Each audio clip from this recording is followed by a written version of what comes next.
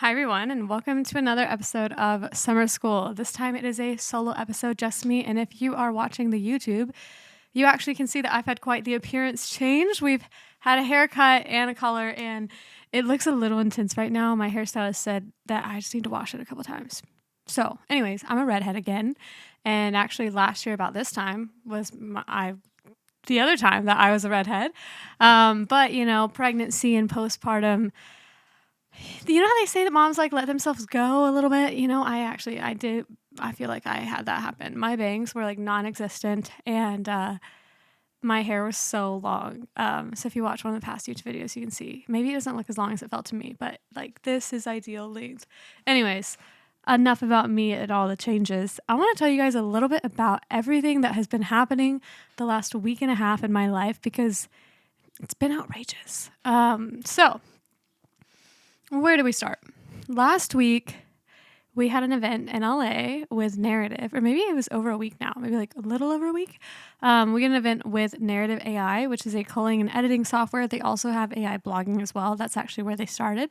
And they're just an amazing company. Love the team, love the company, it's so good. Love to support them. And I actually hosted a in-person networking event with the Narrative team, the owner, me, all of their marketing team, and just anyone that wanted to come in LA. It was so much fun. We probably had a little over 30 people at like a brewery. It was a blast. I got to talk a little bit about Summer School, the membership, and everyone got to network with the team from Narrative, who they actually live in New Zealand. So super fun to get to meet them all in real life. It's not often that they're just popping into LA. So actually, it doesn't happen that often, like ever. So it was a blast to have them here and a blast to throw an event together. So that was a lot of fun. From there, I partnered with Narrative at WPPI, which is a wedding. I actually need to look up what the definition is. And I think on one of the previous podcasts I said this, but WPPI is like a wedding portrait. Maybe we just look it up right now. What does WPPI actually stand for? You know what the funny thing is like everyone calls it WPPI, but do any of us know what it stands for? What does WPPI stand for? Literally Googling this right now. WPPI. Of course, nothing's coming up because this is a photography conference. WPPI stand for Photography Conference. You know what? I give up. WPPI Vegas. Let's try that. Okay. I wonder if even on their thing they say what it stands for. The largest photography conference in the world. Actually, I don't know if it is, but I mean, it feels that way. It's such a blast. Literally even on their own website, I can't figure out what it stands for, but basically, and I should know this because this is my second year going to it. But this has been around forever. It's so funny that I can't find what it stands for. It's been around forever. WPPI, it's been around for a really long time. I think I met someone that said that they've been going for over a decade. And it's been hosted in casinos in Vegas for as long as I know. Obviously, I'm not a WPPI expert. But I went to WPPI this year with Narrative to help stand in their booth and like explain the product and represent it because, in case you didn't know, you can actually use my AI editing style inside of Narrative and edit your photos with my style. So that's about think of it like an AI preset. They call it like an AI preset. You can train your own inside of their software. And then when you send your galleries from culling to editing into Lightroom, bam, they're edited with your style that learns from you. And it's actually really cool. When they first launched, I had to submit photos and catalogs, but now it actually just reads your Lightroom catalogs that are on your hard drive or computer and literally just spits out, hey, here's a couple different styles you edit, here's your different AI presets for your personal ones. You don't even have to worry about submitting 5,000 photos. It can read your hard drive itself, which is so fun. I'm not going to just blabber on about Narrative the whole time, but that's who I went there with. And it was such a blast. We had a fun ambassador limo ride to a Visco party. So I'm going to tell all of you a little bit about my experience at WPPI and just what all I did. And then I'm also going to tell you lessons I learned from attending it. I feel like that would be a fun episode 5 lessons I learned from attending a photography conference, a massive one. So a lot of people, and I don't want to say my age and make me sound super young, but I will say I feel like conference world, oftentimes I'm not the normal demographic. It's oftentimes maybe an older demographic. Maybe they've been going for years. So when I first went to WPPI last year, I was like, wow, yeah, this is like a different scene. I feel like people were in my side of the industry that I was in, we're having a lot of workshops, maybe we're getting together. But not a lot of us, I feel like, we're going to conferences of thousands of people with like trade shows, kind of nerdy stuff, a little more old fashioned, you know? But I feel like WPI has had some traction because this year I saw a lot of like young, familiar, fresh faces, which is really fun. But yeah, so painting the picture, I think they have 2 days of like education and classes called like the summits. And then they have the trade show days, which is 3 days. And actually, don't quote me on the 2 days of summits and stuff because I only got to pop into one class, and it was only because he asked me to come pop in and see part of it, which is Chris Evans. Shout out, Chris. You're great.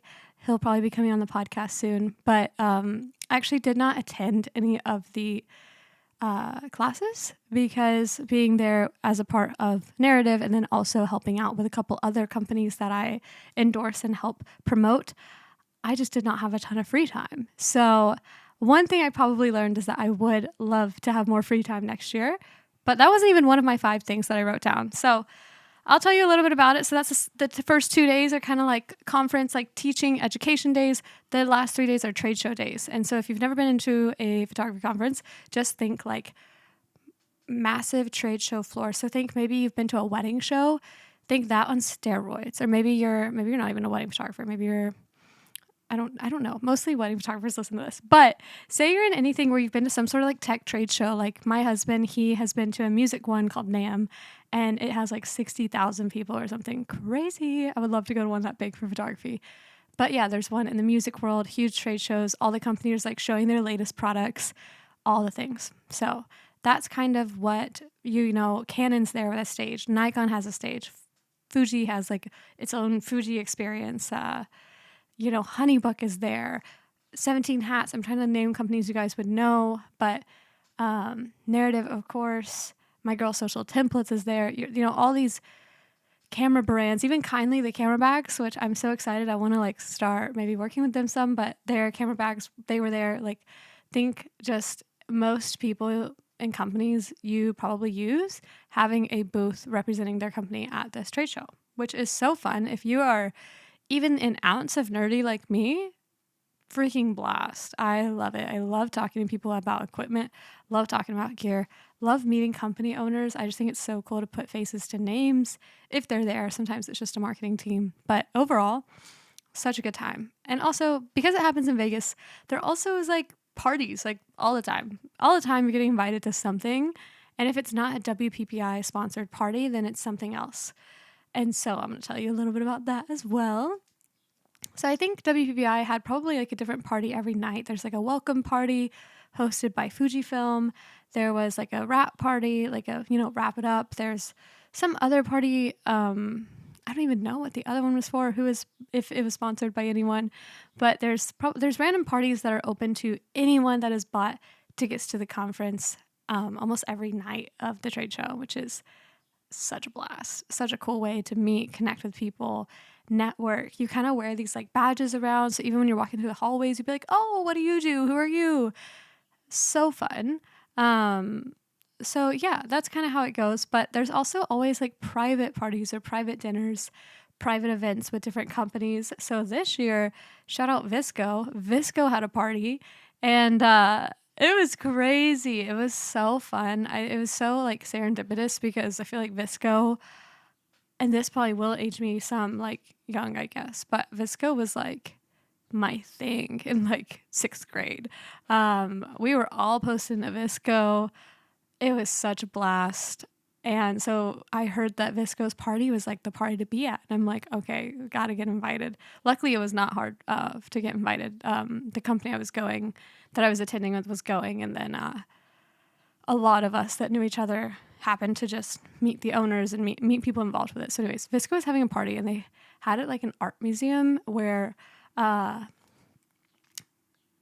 maybe I show the YouTube people a video. Maybe I don't know if this is worth it for you audio listeners, but let's see if I can pull up a video for the YouTube folks real fast. I have so many videos, but here, let's see. Oh, here's a photo. So think like art installation on the walls, like interactive museum. You could like draw at this one station, it would project it onto the walls, kind of like the Van Gogh experience, if anyone's ever looked into that, like art museum experience. I haven't been to it, but I would say it looks pretty similar. But yeah, it was so freaking cool. And the photographer who photographed it also photographed my wedding. So I have fun photos with friends there because I happen to know the photographer. But Jake Tovar, so talented. It was so good to see him. And yeah, so on the way to the Visco party, we actually all loaded up in a limo with Narrative and literally just like had a blast on the way to this event. It was so fun. Highlight of my year, I feel like. I don't know if anything's going to top the like Narrative to Visco party. We'll see. But it was so fun. I don't know what's going on with Visco, but I'm excited to see them come back on the maps because in all honesty, I had started using Tezza. If any of you haven't heard of Tezza, Tezza is dope. It's a app where you can edit your phone photos to kind of look like film. They have little film cameras and stuff. So I had started using that. But when I give social media talks, I still mention Visco and Tezza because I think they're great ways to edit photos on your phone. So super fun to attend a Visco event / party. And I mean, it was so sick. Maybe I'll post a recap video for all of you to look at. Maybe. We'll see. After that was just more trade show days and more having of good times. I could say so much, but I'm not going to get into too much more before I dive into my 5 things I learned from attending a photography conference. So, number 1, which I feel like this is just self-explanatory, is obviously how important meeting people in real life is, how important community is. And so community over competition, as cliche as it sounds, is so important. And attending a photography conference just reinforced that in my mind. Even when there's like 20,000 people there, it's so important to be connecting with people in real life. There is so much you can learn from sitting down and having real, honest, raw conversations with people in the industry, just in a friendly, like genuine way. I mean, the conversations I was having this week were honestly life-changing. The things I was learning and just the doors that can be open from putting yourself out there and meeting people in person is so miraculous. So if you aren't networking in real life or putting yourself out there and connecting with the community, I'd want to challenge you to do that, no matter what it looks like. Maybe it's like attending an event like I threw with Narrative in LA. I'm hoping to have more events for summer school.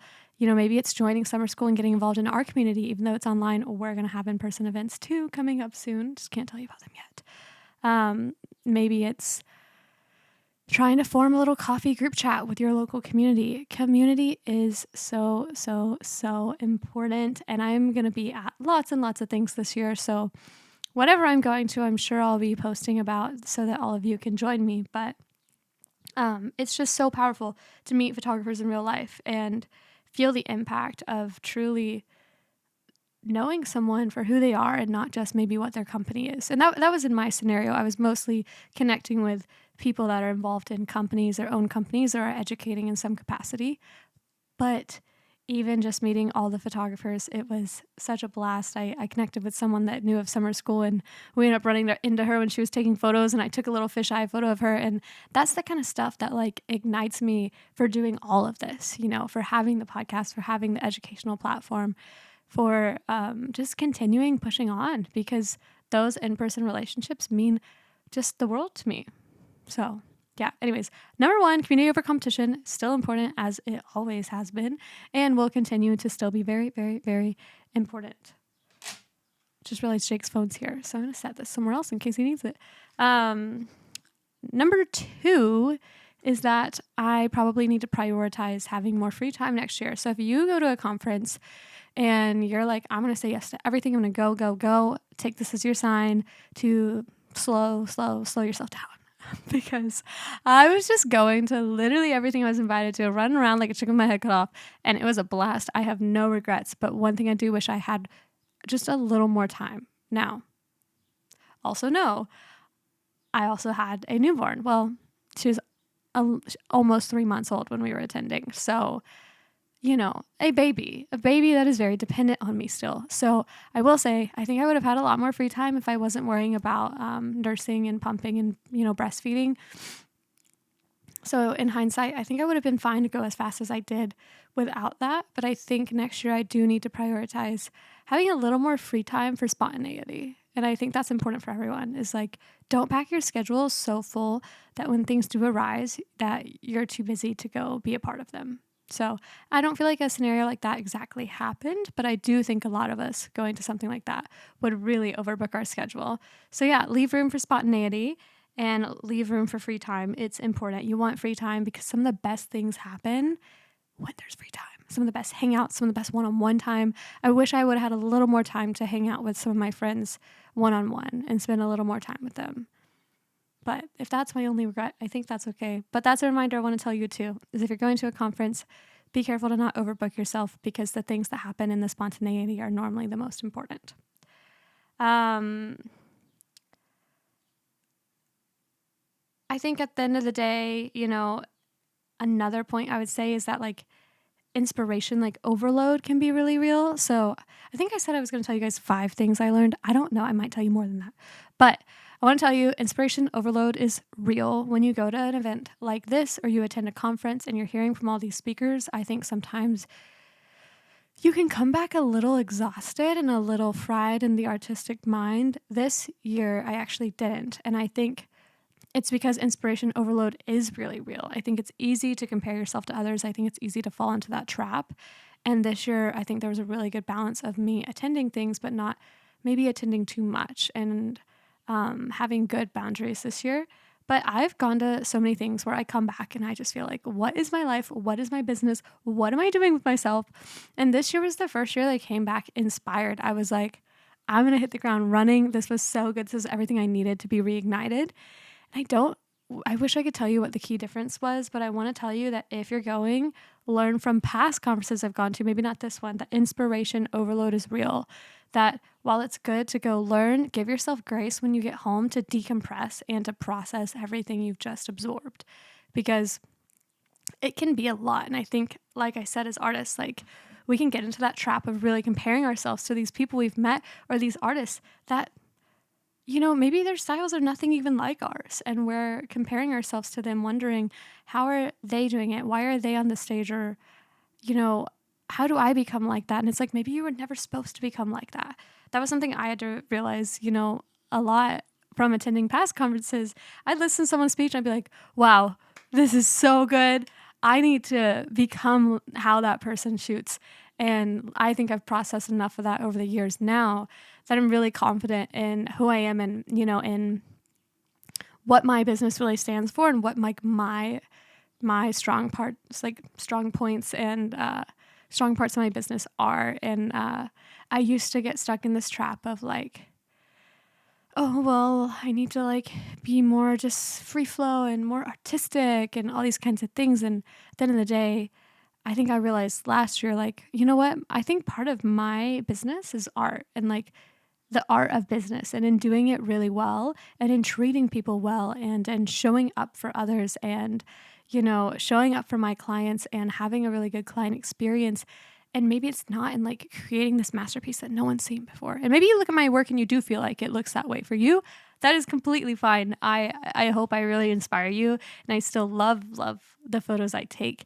But yeah, if you go to a conference and you feel that way and you're like, oh no, I got back and now I'm like rethinking my entire artistry, I want you to think back on yourself and forget everything that you just learned and remind yourself of like what makes you you. Because at the end of the day, that is your superpower, not what someone said that you need to shoot like, not how someone said you need to speak to your clients. You have your own way and you just need to remember that you are capable of doing it yourself. You got this. Anyways, inspiration overload is real. You don't want to get too inspired, And then another point is conferences are what you make of them, Last year's experience, so different from this year's. And this year I put myself out there so much more. Last year, I was so nervous. Being nervous is normal. When there's a conference of thousands of people and you don't know that many of them, it is nerve-wracking. Maybe not for everyone. For me, it is. And Yeah, conferences are what you make of them. Last year I made good connections. This year I made way better connections, but this year I knew what to expect. I wasn't quite as nervous, and I genuinely pushed myself to just make the most of every moment. And I think last year I was just really scared, which is completely fine. If you're like me and you're like, I want to go to this conference, I'm terrified, just know it's worth going, and it gets easier each time you go, because these people that go to these conferences, they often go year in year after. So you'll know familiar faces. You'll start to know people, or if you're scared, come find me and I will introduce you to people. This year was such a blast because I met someone at a booth. I was at the social templates booth helping out Angela, and this person was like, "Hey, I live in Seattle. Wanted to connect with you." And then somehow we got talking about film, and I was like, "Oh, I know the people at Richards. They're 2 booths over. Let me go introduce you. Go to Richards." And then somehow we got talking about Honeybook, and I'm like, "Oh, I know the people at Honeybook. Let's go say hi." Take her over to Honeybook, and then somehow we got talking about how she lives in Seattle, and I knew that there was a guy named Sachin who runs ARC, which is a conference in Vancouver. And I'm like, there's a workshop happening in Vancouver. She'll be so fun for you to go to. Let's go meet Sachin. So then we walk over to him, and then somehow we start talking about like AI culling, and I'm like, well, I'm literally here with Narrative. Do you want to go meet Narrative? And she ended up signing up to use Narrative's culling, which is so phenomenal. Narrative's culling is superior. So it was so fun. I think at the end of the day, I always tell this people that there are, and this probably comes from my like church background back in the day, is like, so, maybe you'll relate to this, maybe you won't, but I feel like there's 2 types of people in the world. There's disciplers and there's connectors. There's people that pour into people, and there's people that bring the people to be poured into. I am very confidently the connector. If you need to know someone, I'm your person to meet, because I love connecting people. It is like my greatest passion in life. I love hosting things. I love connecting people, but maybe I'm not the best for that deep relationship, which is fine. We work on that. We grow. But at the end of the day, I could connect you with the person that you need to be connected with. So yeah, I'm definitely a connector. If you come to WPPI or you go to a conference or workshop that I'll be at next year or at any point this year, come find me. I would happily introduce you to people. It would actually bring me a lot of joy. So, yeah, conferences are what you make of them. You get out what you put in by showing up, engaging, being open. Make it worth your investment. I don't know what else I really want to share with you guys, because I literally just got back 2 days ago. But what else did I learn at WPPI? I wish I could have gone to more of the classes, because that would have been really fun. But just things about our industry, if you guys want to know, AI is still all the rage. There's a million different AI editing companies, AI culling everything, AI client management, AI picture delivery. So that is still all the rage, all the things.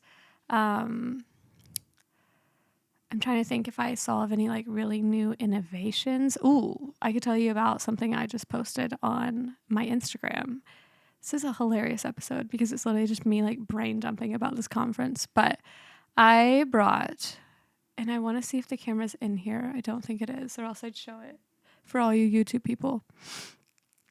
I had recently bought the Lomography Fisheye number 2 35mm camera because my wedding photographer, Jake Tovar, who also shot the Visco party, he is amazing. And there's a photo of me and my husband that I absolutely adore. I'm like, this is such a vibe. This is so cool. And I asked him, I was like, do you know what camera this was? And he was like, I think I bought it from Lomography. I don't know for sure what I was using for that exact photo, but I think it was one of their fisheyes. And I was like, cool, bet, buying it. And I actually was mentoring a girl named Autumn Jordan, and her and I were talking about the fisheye Lomography, and we were like, this is the one. It's the 35 number 2, we think. And so I bought it, which is funny. I was mentoring her, but she's actually insanely talented and has a class in summer school, the membership platform. So if you're listening to the podcast and you are not a member, you need to go subscribe, because she has a whole like hour and 6-minute long Film 101 class. So if you want to learn anything about film, it's inside of summer school. You definitely want to subscribe. But just random plug, Autumn Jordan, love her. And anyways, I bought the fisheye. I tested it with a wedding we recently shot. So fun. And then I brought it to WPPI. And I was like, you know what? Vegas, fisheye. It just makes sense, you know? It just feels like the move. And so I actually think that this camera was half of the reason I had such a good time, because it empowered me to just like go take photos of people. I didn't want to carry around like a huge digital camera. I didn't really want to carry around even an expensive camera, but this little $60 plastic toy, I was so excited for. So I brought the fisheye everywhere with me. Narrative's limo party, the owner, James, he was like, hey, I'll toss you some film. Like, can you shoot this? And I'm like, yes. So it was so fun. I was like running around on the limo, just such a tight squeeze, just taking photos of like everyone left and right. It was so fun. Taking photos at different parties. And I would always be like, hey, no, don't smile at me. I don't want to smile. This is a fisheye. I want you to give me like 90s band pic. And it was so funny. Company called Freedom. You can look them up. They have client managing, client photo delivery, editing. I actually first heard of them as Freedom Edits. They used to be an editing company. Anyways, they're awesome. One of the owner posted one of the fisheye pics, and someone commented like, "This is giving 90s grunge band pic," and I'm like, exactly. So, anyways, this camera. This is the last thing I'm telling all of you, is that maybe number 6, or who knows how many numbers I've even said at this point, that you need to learn from my conference experience is to buy the fisheye camera. Buy it. This company needs to like sponsor me at this point. I've convinced so many people to buy this funny looking camera, but it was like such a conversation starter. So even if you don't buy the fisheye, just buy a weird camera and bring it to a photography conference, because the amount of people and conversations I got to have because of this camera was so funny. And the photos turned out so fun. They're so sick. Very Vegas. I posted a reel about the camera and I posted photos. So go check them out if you're listening. Go ahead and click over to Instagram and swipe through some of the party pics, or check out the reel, because I actually made a whole reel on the camera and how to load it and everything. So the last thing I wanted to tell you guys was buy a weird camera, take it to a photography conference, because it'll be the best conversation starter you could have, honestly. And that is about all. Life updates, I guess, and conference things I learned. I'm sure I'm going to process so much more after like these next couple of days, once I've caught up on sleep, of more things I've learned. But, last thing I learned for myself was, everyone was like, because I'm such a connector, they're like, Summer, you need to change careers. You need to like help companies find their like partners and stuff, and just start becoming like a manager. And I'm like, you know what? I don't need to change careers. Well, maybe for a moment I was like, oh, that could be fun. And I'm like, no, I love photography. But what I did realize was, I'm kind of doing that inside of summer school, not the podcast, the membership community. I'm like an incubator for educators. How fun is that? I get to find all new educators and people that maybe people haven't heard from, of all different styles and all different walks of creativity and business, and bring them into the platform to give a class to my community. And I get to like hopefully discover and find new people. It's like I'm like, kind of like how a label like finds new artists and like helps them find their wings. Hopefully that's what I will be doing, obviously, through summer school. So, maybe it's not connecting brands with photographers, but connecting photographers with educators. I'm so stoked. So if you haven't subscribed to summer school, definitely make sure you do. All of the information will be below. I think some people get kind of confused on what is summer school, because I already listened to the podcast. Well, summer school it's a whole thing. There's a mobile version. There's a web version. I have programmed a whole community platform for only $39.99 a month. With each month, new classes will drop, and you can engage with the community inside of the platform. You don't have to go to Facebook, or I don't know where other people have groups, Slack, or any like off-brand app. Everything is all inside of the same app or inside of the same web server. And you can even like DM people inside of it, like DM other members, like you can build friendships. You can search people in your area. It's like so cool. So if you haven't joined summer school, definitely make sure you join. And we have our first exclusive podcast coming out in about a week or two for summer school. And so her episode will be aired to all of you listening here first as a, free summer school. We love summer school. We love Summer School, the podcast. But she will be having a exclusive version. Autumn Jordan, the film master, she'll be having an exclusive version of her podcast episode airing for summer school members only inside of the platform.